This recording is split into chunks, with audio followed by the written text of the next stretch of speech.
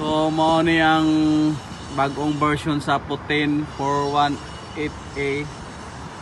So I'm proud to be a Filipino because we are here in Burj Assisi, that second tallest building of the world. Tapos ito yung kagandahan kasi yung operator, ito na galing Cordoba. Yan yung operator na Pilipino. We are proud, no, kasi napabilang tayo dito sa mga building na matataas. So bagong generation to na crane, so brand new. Yan, pakita ko sa inyo yung, sir, tumingin ka dito, sir. Hello. Kasi Assisi to. Yan siya.